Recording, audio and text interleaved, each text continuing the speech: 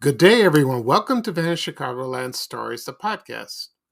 I'm your host, Pete Costanis. This is episode 86, season 4. Today's date is December 11th, 2021. And today's show will do something special. Yesterday we found out about the death of Michael Nesmith on the Monkees. I will discuss him and my memories of watching the show, and also discuss Christmas window displays at department stores in Chicago. Okay, right now the program will go into a commercial break, and this program is brought to you by Borden's Eggnog. And here's a commercial from late 1950s, early 60s. Enjoy, everybody. Thank you.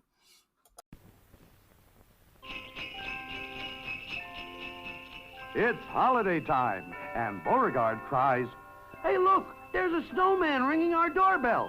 And Elsie says, "That's no snowman. It's Elmer with a surprise." Borden's Eggnog, the extra special holiday drink. Borden's, very big on flavor. Wow, Borden's Eggnog. Now we can have a party. Borden's Eggnog is the delicious holiday treat the whole family loves, right from the carton. It's made with lots of eggs, milk, and real sweet cream. Rich and creamy, better than the best milkshake you ever tasted. Borden's, very big on flavor. This is the only time of year you can get it, so ask Mom for Borden's Eggnog today. So buy Borden's, very big on flavor. All right, everyone, I am back. I hope you enjoyed that commercial for Borden's Eggnog. I love eggnog very much. I don't like it with liquor. I tried it once. It tastes weird to me. I'm not a drinker, but as I said, I love eggnog, but it's very fattening, and thank goodness it's only once a year to drink it. So I don't have it in my house because no one else in my house drinks it except me. So you can get it at Starbucks. You know, they have eggnog flavor coffee, which is fine. As for Borden's, I think they're still in business. I think I've seen a few items on sale on Amazon. I could be wrong. But in the old days, people bought their eggnog at A&P, or they buy it at Dean's Foods, what's still around. And there was also Wanzer's and Hawthorne Melody, dairy companies, and Bowman Dairy. Excuse me, I forgot about them. And but the best way to make eggnog is homemade. That takes a lot of time, but if you have a big party, you can serve it, and everyone will enjoy it, with or without liquor. Okay. As I said at the top of the program, I will discuss Christmas windows display at department stores, and also the death of Michael Nesmith from the Monkees. And I will talk about him and my memories of the show. And right now we'll talk about Christmas window displays at the department stores in Chicago. On my Facebook group, Vanished Chicagoland, I posted a poll. And I entered all the choices and said which store had the best Christmas displays on the window when you went downtown or in the suburbs, anywhere. The choices I put were Marshall Field's, Weebles, Carson Peary Scott, Sears, and let's see, I can't think of the other ones on the top of my head, but overall, the majority of the vote was Marshall Field's. Of course it was, because their windows displays were beautiful, absolutely beautiful. And now it's owned by Macy's. They do have that. It's not the same. I don't know. It's like like a different identity, But thank God the Walnut Room is still there, and they have the Christmas tree. But I wish we'd go back to Marshall Field's, go back to the old days. I remember. I think my mother took me one time in the 70s to see the window displays. That was only once, and it was beautiful. I really loved that. And also Carson Peary Scott, excuse me. I remember seeing those. And Weebles. Also, this Christmas decorations. were at Fort City, where I lived on in the Ashburn neighborhood for a long time. And I remember Fort City Mall were decorated beautifully Christmas time with all the stores, especially Weebolt's. Oh, heavenly, which I run a Facebook group called Classic Fort City / Peacock Memories. So if you're on Facebook, you can join. It's a very popular group. And Fort City's still there. Unfortunately, it's not the same. I try not to have people discuss it at the current stage because it gets a little hairy, so I don't want to do that. But the group is about talking about how it used to be when we were growing up. And that's that's the focal point of the group. And I hope a lot of people agree on that. But you get one bad apple and they start blabbing about, oh, it's terrible, everything's ruined. It's not the same. It's I agree with that. I can't deny that. But that's not what the group is about. So the poll went very well, and the last I looked were about 1,200 votes for Marshall Fields. That's pretty good. And Carson Pierce got they had the village, the Christmas village, probably in the 50s and 60s. That was beautiful. It really is. That's my cover photo on my Vanishing Chicagoland page. You can check it out. And a lot of people mentioned other stores. I remember Woolworths on State Street. I think they had a Christmas decoration. They had Christmas displays just on the windows. So, it was magical back then. Magical. Okay. And that's all for that. Next, we'll talk about Michael Nesmith and the Monkees. Now, everyone found out about his death yesterday. It was unexpected, but expected because he was very sick and because he had quadruple bypass surgery, his heart, about not too long ago. But he was on tour with Mickey Dolenz, but it was a final farewell tour, and that was very sweet, very actually bittersweet, And so Mickey Dolenz is the last surviving Monkee. He's the last one. The others have passed away. Davy Jones died in 2012. Peter Tork died in 2019. And that's just it. But when Davy Jones died, that was a shock. Because that came out of the blue. And he was, he's quite popular. And the TV show, I'll tell you, I will discuss memories of that.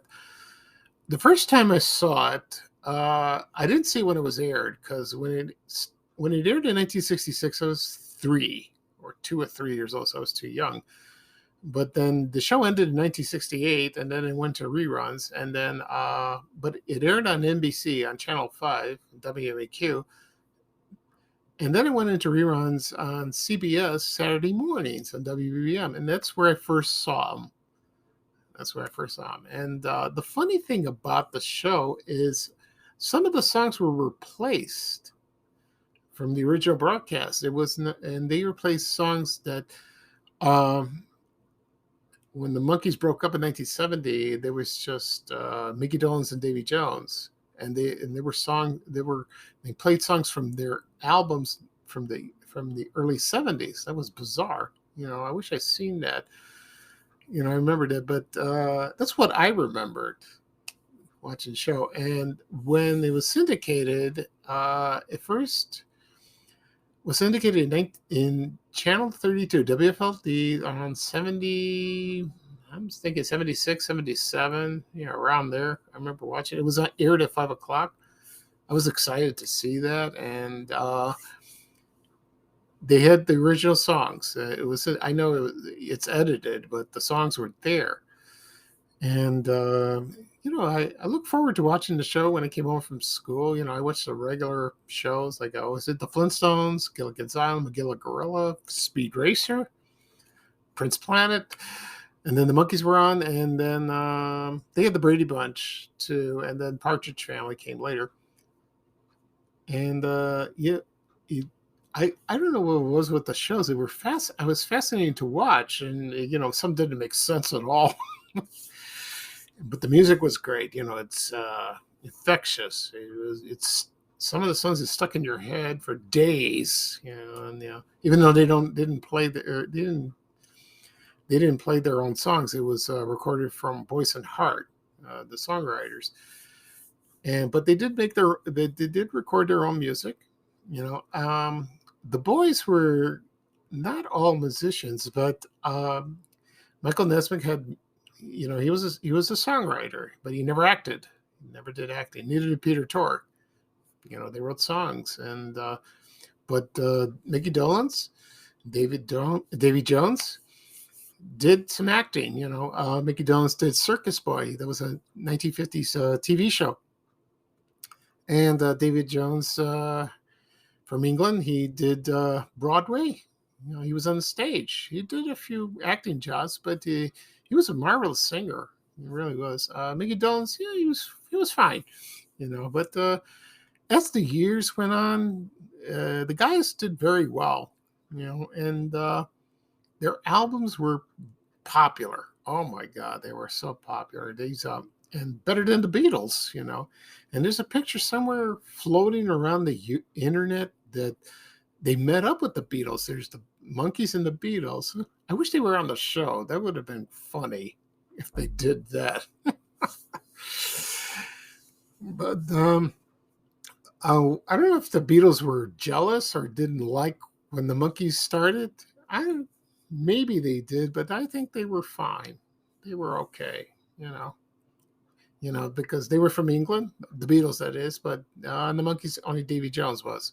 So interesting enough, when the Beatles performed on the Ed Sullivan Show in February 1964.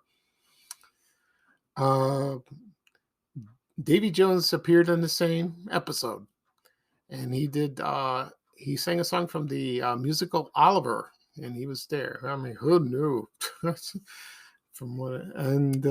was kind of ironic or weird like that. Anyway, so I enjoyed watching the show and reruns all throughout the years. There are 2 episodes that were my favorites. Well, actually 3, but the third. I'll start with the first one. The first one was called The Devil and Peter Tork. That's where Peter bought a harp at a pawn shop from a man. His name was Zero. Actually, he was the devil. So, and he signed some contract. And when the guys found out about it, they threatened him to take to court, which they did. So they went to hell, I guess. I'm sure it's that. And then Zero called witnesses, character witnesses, I guess, and one was Blackbeard the pirate, and I don't know, there were 3 of them, but the other one was Attila the Hun. And so Mickey, questioned him, and but Attila the Hun spoke Chinese. I think he was Chinese. I don't know what language he spoke. And Mickey was talking gibberish, they're going back and forth. And then Mike said something, and then Attila the Hun said, he sat down. He was scared. And then Mickey asked Mike, well, what did you say to him? And he said, I don't know. That was so funny. But that was a good episode. It really is. And at the end, Peter played the harp. And, he was not... the contract was broken, and those guys were sent home free. That was a good episode. I like that. The other one was called The Spy Who Came In From the Cool. The Devil episode, that was from season 2. This is from season 1, and this is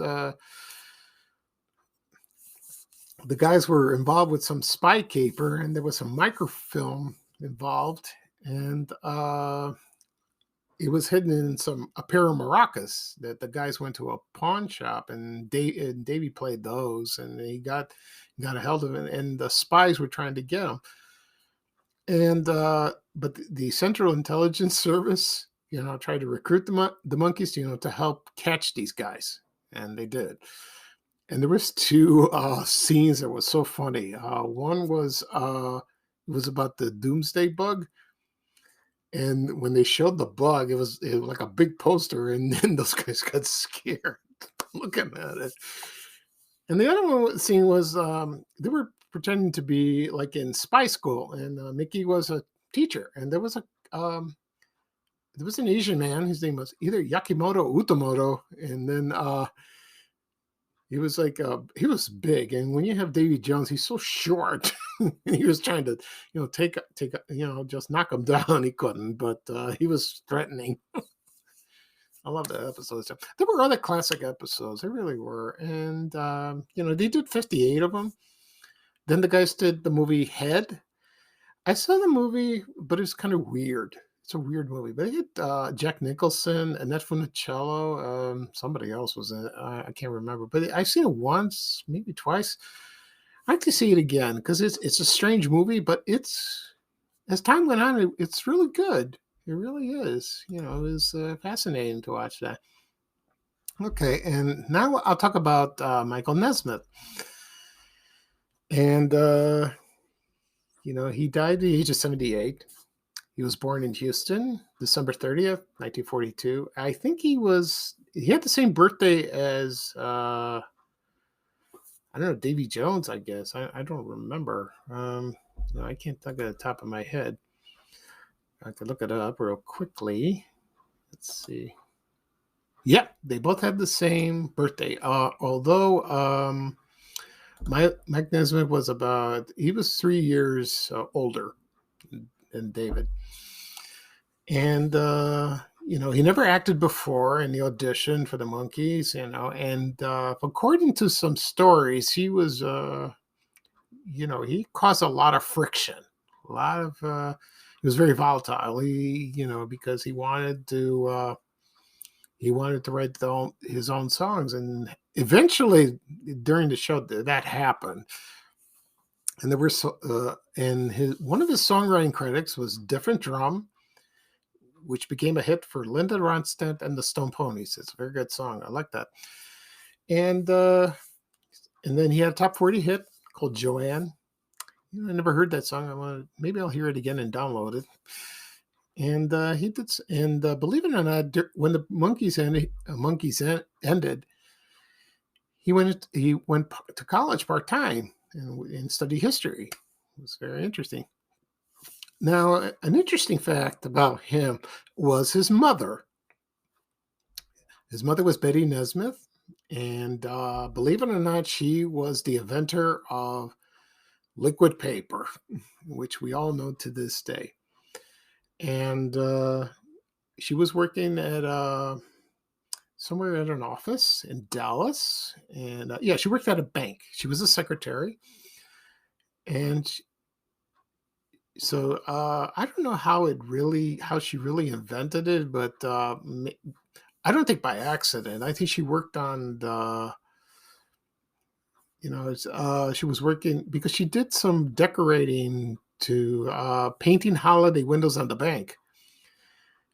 And she put some white tempera water-based paint in a bottle, and then she used to correct mistakes with it. And then one thing led to another, and then she began to market calling typewriter correction fluid as mistake out. And then that's what it was first called in 1956, and then it changed to liquid paper. But I'm thinking now a lot of people don't use typewriters anymore. We have computers, and I don't know if some people. I think you can still use liquid paper, but not for typewriting. You can use it for when you handwrite or other writing method. So it's still in the market. And you could buy it. I used that during the 80s when I went to DeVry and I had to type paper. So I use a electric typewriter. I remember that one. It was Smith Corona. It was a beautiful one. It was like where you entered in a screen, and then once you update it, it'll print out your paper. First, you have to verify your mistakes. And so she became a millionaire, and then Michael inherited the fortune, and he became a wealthy man, and good for him, did that. And when the Monkees ended, He didn't join Mickey Dolenz and Davy Jones. They continued the Monkees. They recorded songs and all that. But when they had reunions, most of the time Mike did not participate, but he did sometimes. And there was one Monkees TV special, I think 97, 98, and they all reunited for the last time on television. And I watched that, and that was pretty good. That was a lot of fun seeing that. It was like a Monkees episode. That's when they do all kinds of goofy stuff like that, which is that's pretty interesting. Anyway, Mike Nesmith, besides did recording, he was an executive producer. He for a couple movies. One I think was Tapeheads, I think, and Repo Man. I remember those. Yeah, I remember that. I never saw the movies. So, and then he did something unique. Called a show called Elephant Parts, and that was I think on MTV. I got to look that up because that was very interesting. And he was interviewed on talk shows in the 80s. I remember one on let's see, not with Johnny Carson, with what was that called? David Letterman. And you can find clips of that on YouTube. And he discussed about elephant parts, and and I remember watching that. That was fascinating. That was fascinating indeed. And it was it started in 1981. I've been right around the time MTV started, and they were I believe they were shown on MTV, and then it became television parts on Channel 5. It didn't last very long, so but it was unique for him. He was interesting. It was an interesting series, very interesting. It was like VH1, pop-up video, like that. So the later years, he toured with the Monkees. Some of them passed away, some survived. Then the last tour, this was the Farewell Tour with Mickey Dolenz, and I think they stopped performing about maybe a month ago. Could be that. So you can find interviews of him and Mickey on YouTube, and they discuss that, which I watched a couple. It was very fascinating indeed. So, and it's a shame he passed away, because we grew up with him. We grew up with the Monkees. We watched the TV show in the 60s and on reruns, and they're still going on. It's on MeTV. I bought this series on DVD about maybe 10 years ago, 10, 15 years ago. I still have them. They're enjoyable. They're uncut, and right now they have a Blu-ray available, but it's very expensive. Very expensive. I don't know if you can still order it because it was limited to some copies. I don't know how many, maybe 2,000 or so. But I do see it on eBay, and they ask a lot. And according to some people, it looks gorgeous. It really does when you watch on TV. But I think there are a couple things are cut, or maybe not. I don't know. Or some special features that were included in the DVD, the regular DVD, but not in the Blu-ray. So I might buy it someday. We'll see. I don't know if I cough up some cash. All right. So, and then, we're condolences to Mike Nesmith and his family, and, we'll still, the program is still there. He's still there on TV. You can watch him anytime, on your DVD or catch the reruns. The Monkees are still there, and they're very appealing, and younger people love it too. Their music is wonderful. I love their music. They have classics, and they play on the radio all the time. Also, I have it on my Apple Music.